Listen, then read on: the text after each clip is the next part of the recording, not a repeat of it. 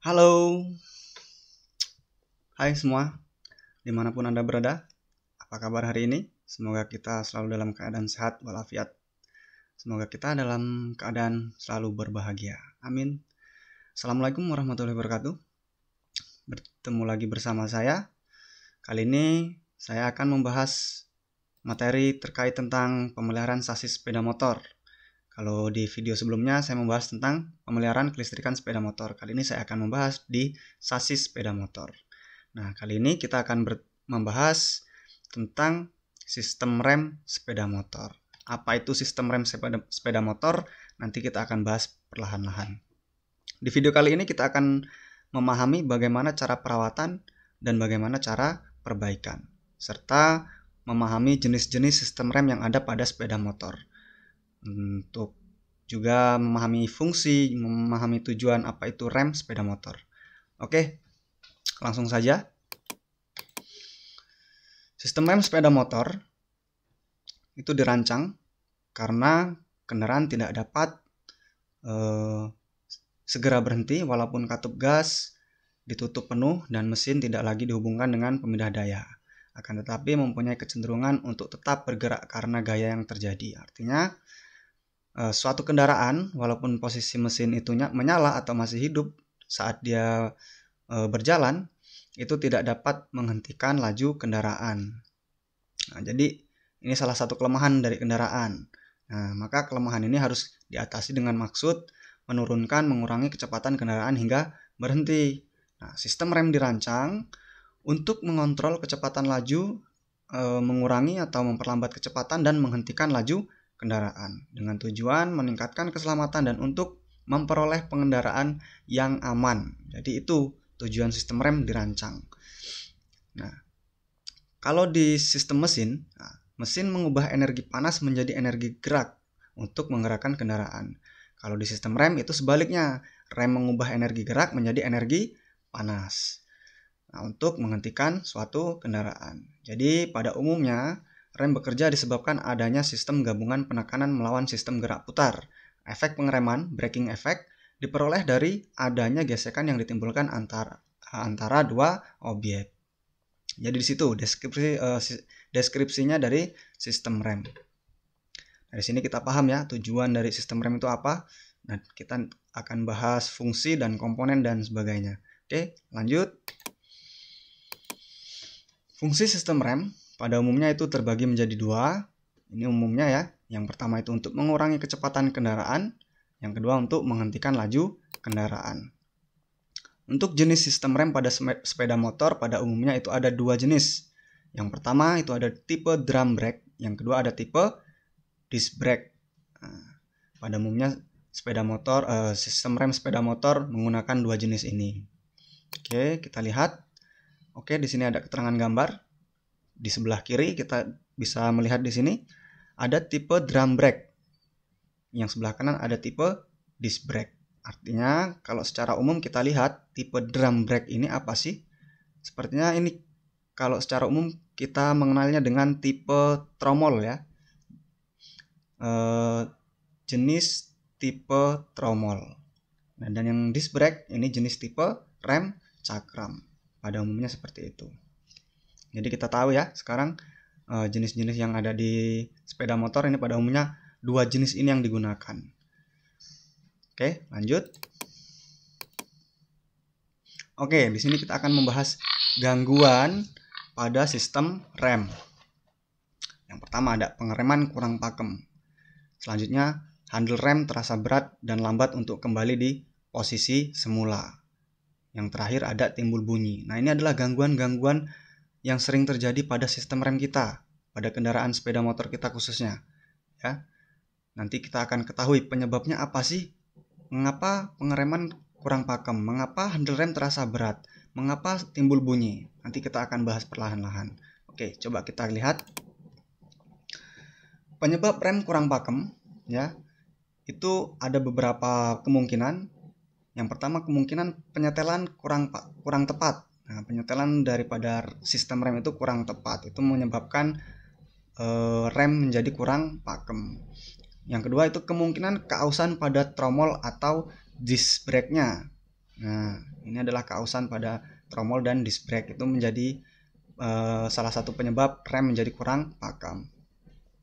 Selanjutnya, keausan pada kampas rem. Jelas, jika kampas rem habis, ya, bahasa kehausan ini adalah terjadi goresan atau mengalami habis kehausan, ya.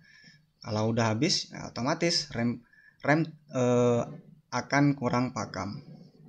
Selanjutnya, terdapat udara palsu pada sistem rem hidrolik.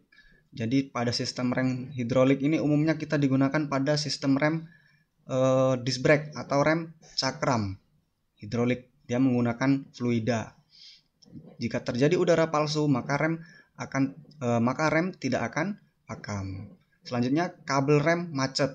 Nah, ini kabel rem salah satu komponen yang ada di sistem rem hidrolik. Baik di hidrolik juga di tipe tromol juga biasanya menggunakan kabel rem juga. Biasanya macet. Kalau terjadi macet maka rem kurang pakem. Selanjutnya, terjadi kontaminasi pada tromol dan disc brake-nya, ya. Terjadi kontaminasi antara tromol atau disc brake. Artinya dalam terjadi kontaminasi pada tromol dan disc brake ini mungkin terjadi salah satu contoh mungkin tromolnya basah atau mungkin tromolnya terkontaminasi dengan fluida atau oli, ya. Itu bisa jadi sebuah rem tidak akan pakem ketika terkontaminasi dengan oli. Selanjutnya, yang terakhir itu terjadi kontaminasi pada kampas rem. Ini sama dengan terjadinya kontaminasi pada tromol. Atau apabila kampas rem ini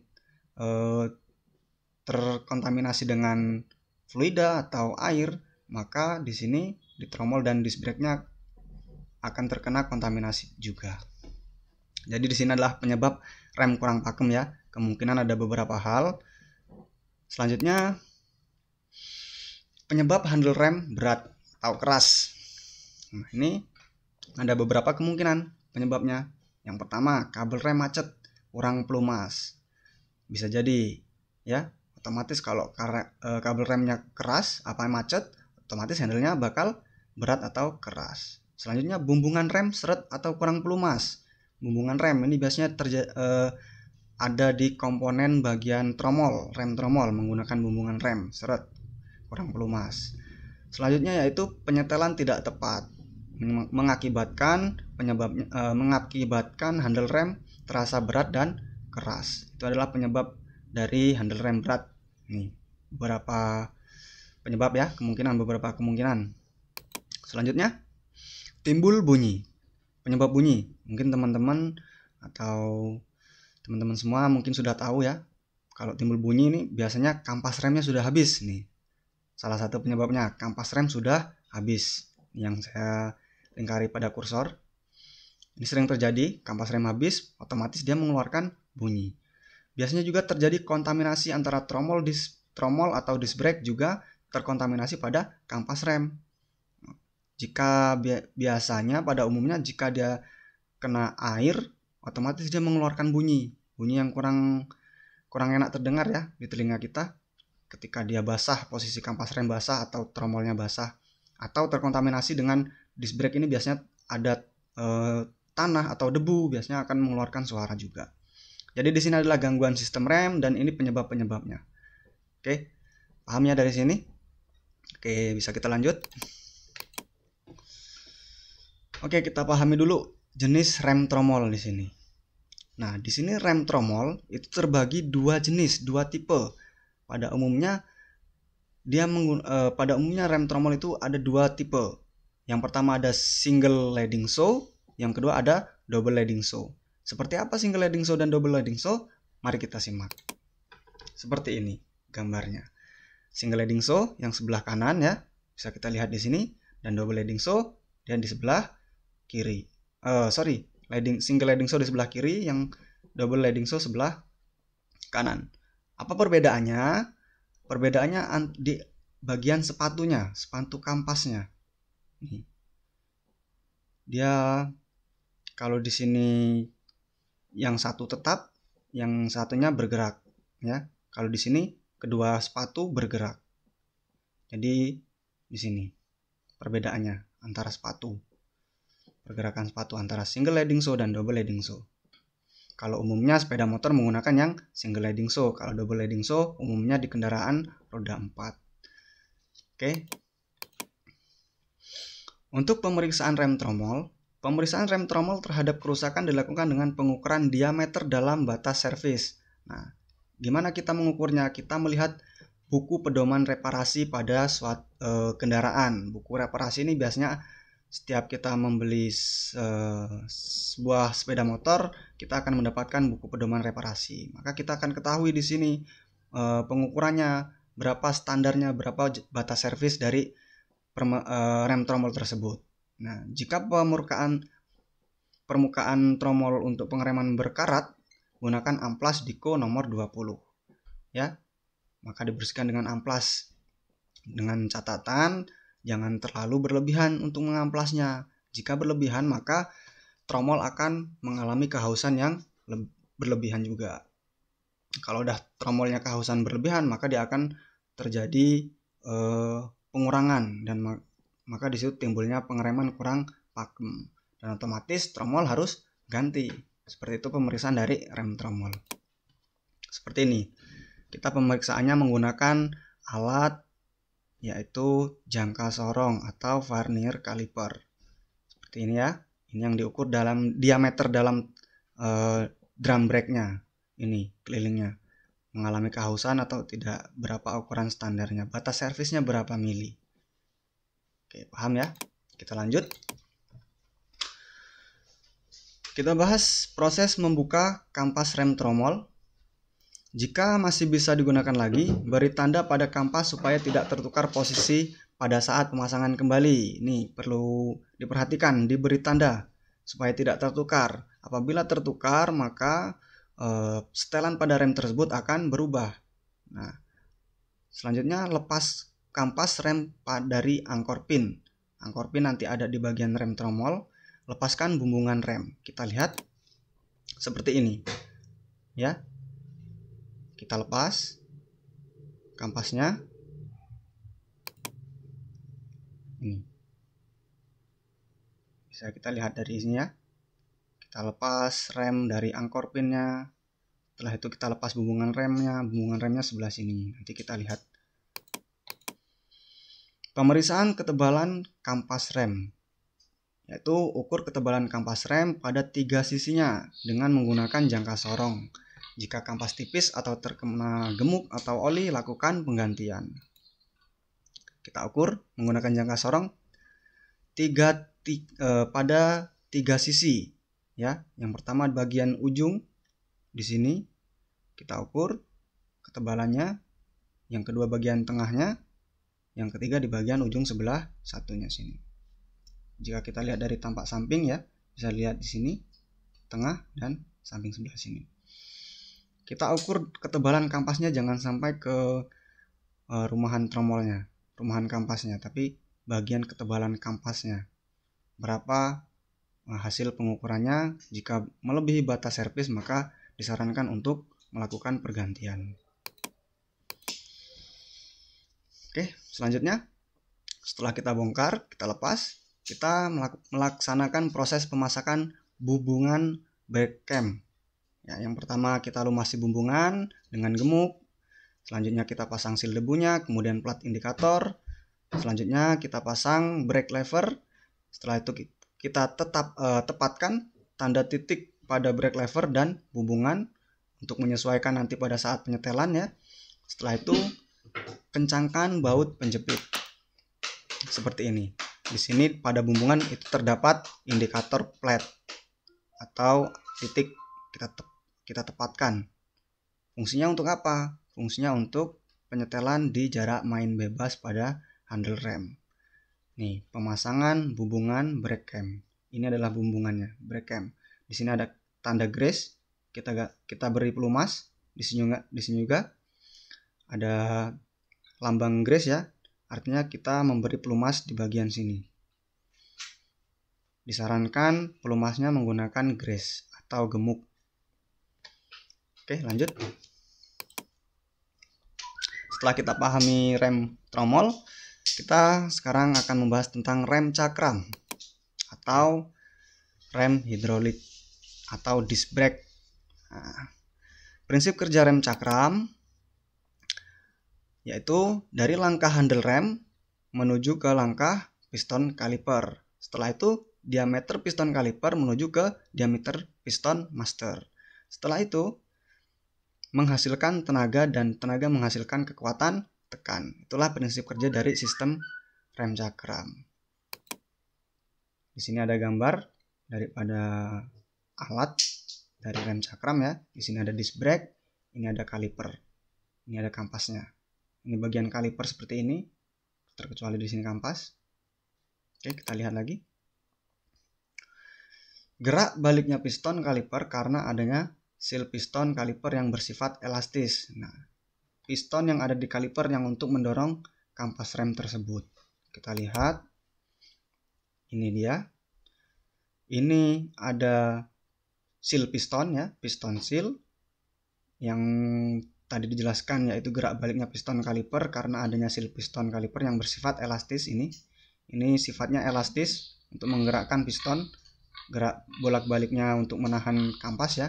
Setelah itu ada dasil. Dasil ini adalah fungsinya untuk menutupi debu supaya tidak masuk ke dalam tabung. Di sini ada piston kalipernya. Dari gambar di samping, di sini komponennya. Oke, dari sini paham ya, dari prinsip kerja serta komponen-komponen yang ada di kaliper. Oke, kita lanjut.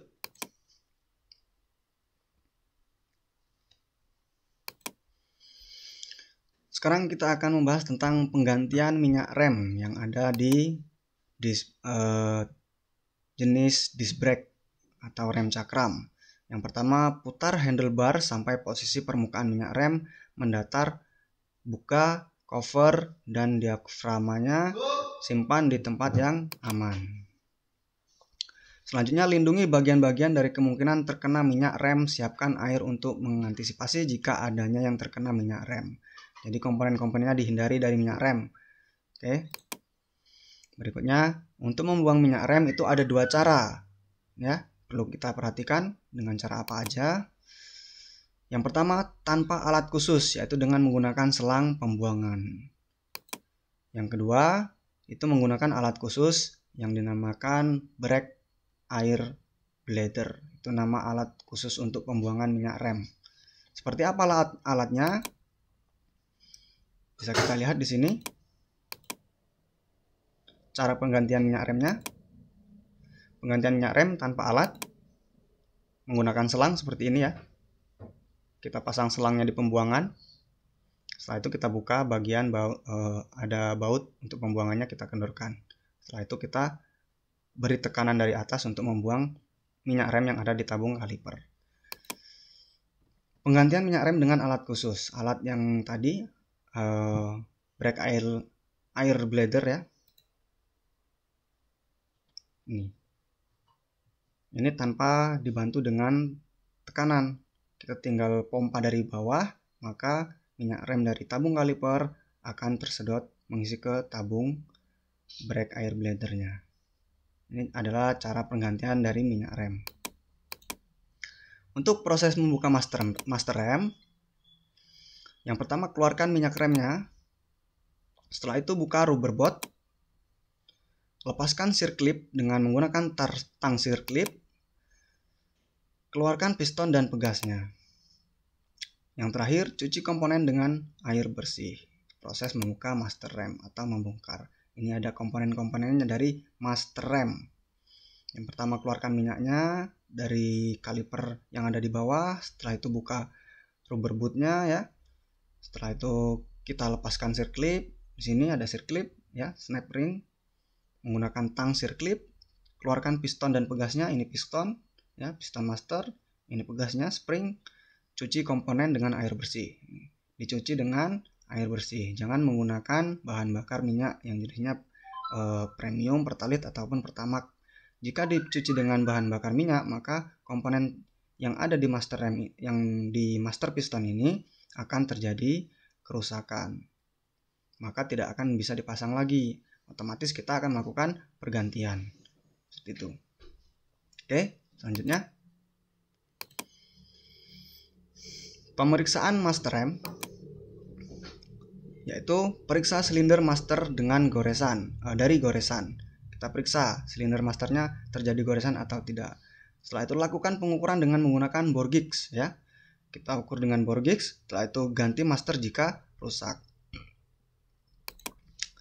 Seperti apa cara pengukurannya? Pemeriksaannya seperti ini. Ini bore gauge mengukur diameter yang ada di master piston dari master silinder. Master silindernya diukur ada goresan atau ada kehausan atau mengalami kerusakan. Jika mengalami kerusakan maka disarankan untuk mengganti. Karena jika tidak diganti akan terjadi kebocoran. Minyak rem akan keluar dari silinder master ini. Setelah itu pemeriksaan piston master rem. Periksa piston piston dari goresan, ukur diameter luarnya, ganti piston jika rusak. Kita memeriksanya dengan menggunakan alat mikrometer. Kita periksa goresannya, kita periksa kehausan atau ketebalan ya di bagian luar dari piston master. Ini piston master. Kita ukur kehausannya ya. Jika terjadi rusak maka kita harus menggantinya. Jika tidak diganti, itu tadi minyak rem akan bocor dari silinder masternya. Oke, lanjut. Proses membuka brake caliper yaitu lepas baut selang minyak rem. Setelah itu kita buka baut slit kampas remnya, kita buka baut kaliper, kita lepas kaliper. Setelah itu kita lepas kampasnya. Setelah itu lepas piston kaliper dengan tekanan udara. Jadi kita dorong dengan tekanan udara ya, kita bantu dengan tekanan. Yang terakhir untuk mencegah piston terlempar, bagian sisi luar piston diberi penahan. Biar bahasanya biar tidak terlempar jauh karena setelah kita beri tekanan udara tadi. Seperti ini. Ini bagian kaliper, pistonnya yang ada di dalam sini ya. Untuk proses pemeriksaan piston kaliper dan brake kaliper itu periksa permukaan dinding silinder brake kaliper. Kita periksa permukaan dindingnya yang ada di dalam. Permukaan silindernya ya. Kita ukur diameter dalam silindernya ya, di dalamnya. Kita ukur kehausannya. Menggunakan alat apa? Menggunakan alat bore gauge untuk mengukur diameter silinder dari piston kaliper. Setelah itu kita ukur diameter luar pistonnya. Nah, untuk mengukur diameter luar pistonnya kita bisa menggunakan jangka sorong atau bisa menggunakan mikrometer. Dan diganti jika piston terjadi kerusakan. Menentukan kelonggaran piston dan silinder kaliper adalah hasil diameter silinder dikurangi dengan diameter piston. Seperti ini. Nih, kelonggaran piston ya dan silinder kaliper adalah hasil diameter silinder dikurangi dengan diameter piston. Nanti akan ketahuan kehausannya berapa mili. Dari sini paham ya untuk proses pembukaan dan proses pemeriksaan daripada kaliper. Oke, kita lanjut. Setelah itu kita akan melaksanakan proses pemasangan brake kaliper. Yang pertama, bersihkan komponen dari kotoran. Setelah itu kita lapisi seal dengan minyak rem ya. Kita lapisi piston dengan minyak rem. Pin slide harus diberi pelumas dengan gemuk silikon atau grease ya. Yang bagian pin slide-nya kita kasih gemuk.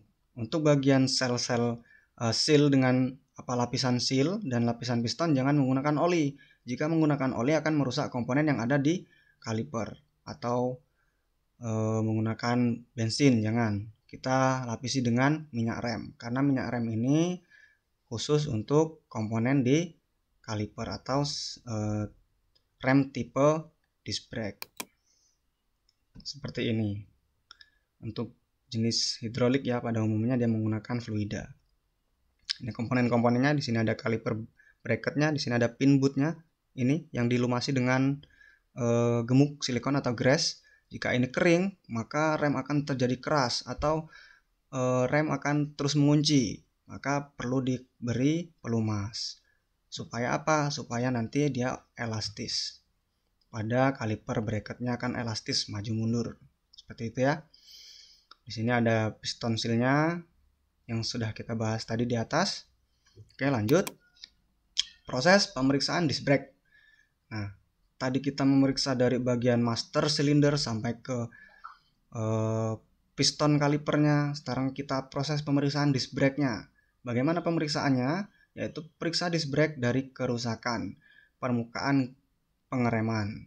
Setelah itu kita ukur ketebalan disc brake dengan menggunakan mikrometer, atau kita bisa menggunakan dengan dial indikator untuk mengetahui keolengan daripada disc brake tersebut. Berapa jarak servis ketika kita ukur dengan mikrometer? Batas servisnya yaitu 3 mm. Kita ukur dari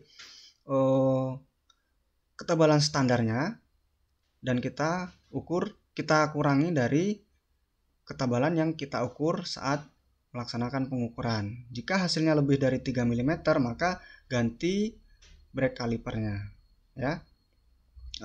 Diganti disc brake-nya karena sudah mengalami kehausan. Jika brake kaliper rusak, maka diganti. Ini proses untuk pemeriksaan daripada disc brake. Ini menggunakan mengukur keolengannya menggunakan dial indikator.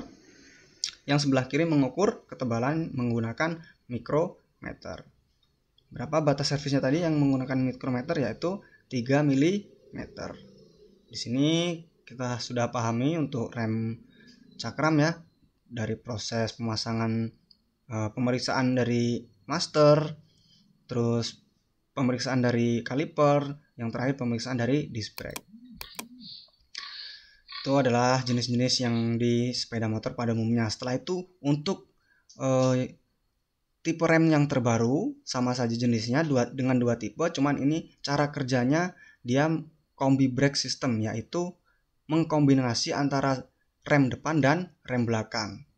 Pada umumnya sekarang di motor Honda sudah banyak yang menggunakan CBS atau kombi brake system. Kita lihat prinsip kerjanya seperti apa dan bagaimana cara pemeriksaan serta perawatannya. Oke, kita simak sampai habis. Seperti ini rangkaian konstruksi dari CBS tersebut, ya. Ini bagian rem belakang, tuas handle rem belakang. Ini adalah tuas handle rem depan, ya. Ini yang disc brake menggunakan hidrolik. Ini rem tromol masih menggunakan kabel. Di mana membedakannya? Di sini. Di sini ada kabel konektor atau kabel penghubung. Ketika rem belakang ditarik, maka rem depan akan terjadi langkah kerja.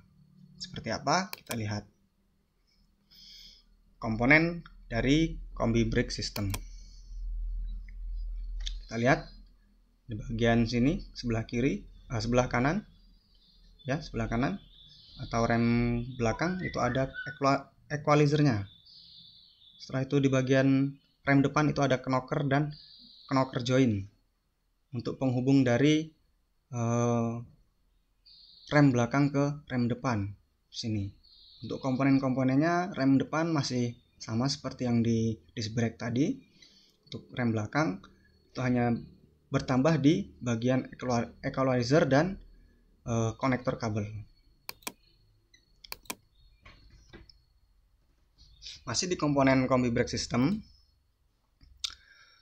Ini adalah komponen dari kombi brake system dan prinsip kerjanya. Ketika rear brake levernya kita beri tekanan, maka connecting kabelnya, ya, connecting kabel penghubung akan menarik ke knocker joint dan menggerakkan daripada front brake levernya. Seperti ini. Ketika ini diberi tekanan, maka di sini akan bekerja. Posisi rem belakang rear drum brake-nya berhenti, maka rem depan akan ikut berhenti. Jadi pengereman lebih stabil atau seimbang, seperti itu. Ini adalah komponen-komponennya, bisa kita pahami, ya. Ada apa saja? Ada rear brake, ya. Ada equalizernya di sini, ada rear brake kabel, ya, kabel rem belakang. Setelah itu ada drum brake, rem tromolnya. Untuk rem depan ada rem cakram, ya. Di sini bagian kaliper, di sini kabel, di sini ada master, ya. Master silinder piston di sini, ya. Terus di sini ada knocker joint, ada knockernya. Di sini ada kabel connecting dari rem belakang menuju ke rem depan. Kalau rem depan diberikan tekanan, rem belakang bergerak atau tidak? Rem belakang akan tetap tidak bergerak. tidak diberikan gaya. Yang diberikan gaya hanya rem belakang. Ketika dia diberi tekanan, maka rem depan ikut terjadi pengereman. Akan tetapi jika rem depan yang diberikan tekanan, tapi rem belakang tidak akan bergerak, seperti itu. Itu adalah prinsip kerja dari CBS atau Combi Brake System. Oke. Cara penyetelan dari CBS ini ya, kita pastikan knocker pin harus di tengah dengan cara memutar lock nut-nya. Seperti apa? Cara penyetelannya seperti ini. Pastikan knocker pin ada di tengah. Nah, dengan cara memutar lock nut. Kita putar lock nut-nya untuk memastikan posisi knocker pin-nya di tengah, jangan sampai di pinggir. Ketika masih di pinggir kita putar. Kita pastiin knocker pin-nya posisi di tengah. Setelah itu setting jarak main bebas handle rem belakang. Berapa jarak main bebasnya? Yaitu 10 sampai 20 mm. Menggunakan apa? Boleh menggunakan mistar dengan cara memutar adjusting nut seperti ini. Ya, kita putar adjusting nutnya untuk mengukur jarak main bebasnya. Di sini ada jarak main bebas, ya. Jarak main bebas ketika dia bergerak bebas tanpa adanya kerja pada pengereman. Kita bisa mengukur dari stang antara posisi sini sampai ke sini. Jarak main bebasnya ada berapa? Jika lebih dari 20 mm, maka kita harus lakukan penyetelan. Dengan tujuan apa? Dengan tujuan untuk memberikan kerja pada rem depan. Dari sini paham ya? Kita lanjut. Posisi knocker dengan master cylinder harus bersentuhan. Ya, kembalikan knocker pin posisi semula dengan cara memutar lock nut, kemudian kencangkan seperti ini. Setelah kita kembalikan posisi semula, knocker pin harus di ujung tanpa adanya tekanan. Ya, jika masih di tengah maka kita putar lagi, dikembalikan seperti semula. Setelah itu posisi knocker harus berhubungan.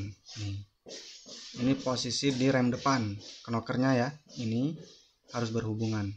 Jadi ketika rem belakang diberi tekanan, maka ini akan memberi tekanan.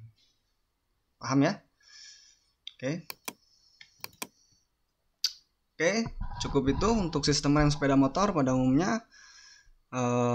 Materi ini saya ambil dari Astra Honda Training Center. Oke, sekian, terima kasih. Semoga materi ini bermanfaat dan terus belajar, karena untuk menjadi otomotif itu sangat seru sekali. Oke, sampai berjumpa di video selanjutnya. Semoga bermanfaat untuk teman-teman semua yang ada khususnya di jurusan teknik dan bisnis sepeda motor. Oke, saya akhiri. Sekian dan terima kasih. Jangan lupa like dan subscribe untuk saya bisa berkembang terus. Thanks for watching. Wassalamualaikum warahmatullahi wabarakatuh. Oke.